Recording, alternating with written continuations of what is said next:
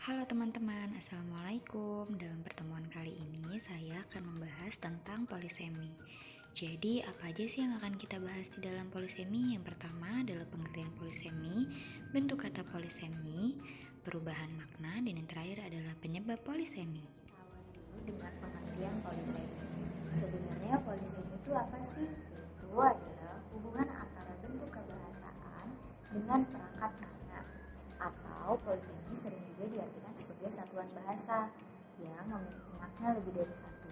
Satuan bahasa di sini itu dapat diartikan seperti kata ataupun frasa. Yang kedua itu adalah bentuk kata polisemi. Jadi bentuk kata polisemi itu dibagi menjadi dua. Yang pertama adalah kata dasar. Artinya adalah polisemi yang berupa morfem bebas dan tidak memiliki proses afiksasi, reduplikasi, atau gabungan proses. Sebelumnya telah kita ketahui bahwa afiksasi itu adalah penimbuhan, sedangkan reduplikasi adalah pengulangan kata. Contohnya itu adalah dalam bahasa Indonesia kata anak dapat diartikan misalnya Ani adalah anak pertama, atau bisa juga kapal feri memiliki banyak anak buah kapal, atau yang lainnya juga seperti kemarin malam Rani tergelincir dari anak tangga. Dari ketiga kalimat di atas memiliki kata anak di masing-masing, namun memiliki arti yang berbeda. Yang kedua adalah kata turunan. Jadi, polisemi yang berbentuk kata turunan atau sudah mengalami proses afiksasi, reduplikasi, penggabungan proses. Jadi, kalau dalam kata dasar itu belum mengalami proses afiksasi, reduplikasi, tapi dalam kata turunan telah mengalami proses afiksasi, reduplikasi, dan gabungan proses. Dapat diberikan contoh seperti kata mencetak. Dahulu kata mencetak itu hanya identik dengan kata di bidang penerbitan buku. Namun, seiring berjalannya waktu, kata mencetak itu bisa diartikan dengan berbagai macam. Misalnya, Persija berhasil mencetak gol. Artinya di sini adalah Persija memperoleh gol.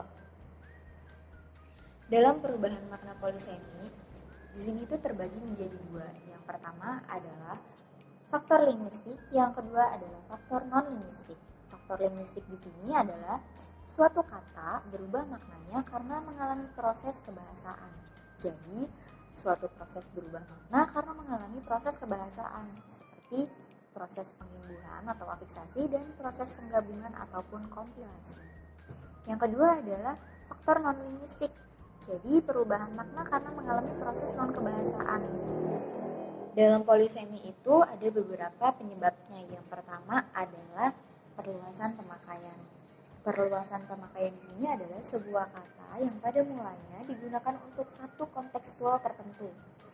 Tetapi kata itu kemudian mengalami perluasan pemakaian pada konteks lain. Misalnya kata jatuh. Jatuh cinta artinya adalah menaruh hati kepada seseorang. Jatuh harga artinya pun berbeda juga, artinya adalah turun harga. Ataupun jatuh dalam ujian artinya adalah gagal dalam ujian. Yang kedua adalah pemakaian khas. Maksudnya di sini adalah pada suatu lingkungan tertentu masyarakat, arti yang berbeda dari sebuah kata timbul karena dipakai oleh lingkungan masyarakat yang berbeda. Dapat diambil contoh misalnya kata operasi dalam bidang militer. Kata operasi di sini itu berarti kegiatan untuk melumpuhkan musuh ataupun memberantas kejahatan. Sedangkan kalau dalam Departemen Tenaga Kerja, kata operasi di sini memiliki arti adalah satu kegiatan yang akan dilaksanakan atau sedang dilaksanakan. Yang ketiga adalah pemakaian kiasan. Artinya adalah sebuah kata digunakan dengan makna kiasan karena pemakaian bahasa ingin membandingkan, mengibaratkan, atau memisahkan satu kejadian tertentu dengan kejadian yang lain. Kita ambil contoh kata bunga. Bunga bibir artinya itu adalah kata-kata manis, sedangkan kalau bunga uang artinya adalah keuntungan dari manajemen, sedangkan bunga kehidupan adalah kesenangan hidup. Yang terakhir penyebab polisemia itu adalah pemberdayaan bahasa. Maksudnya di sini adalah berdasarkan pada makna atau tetap berhubungan makna dengan konseptualnya.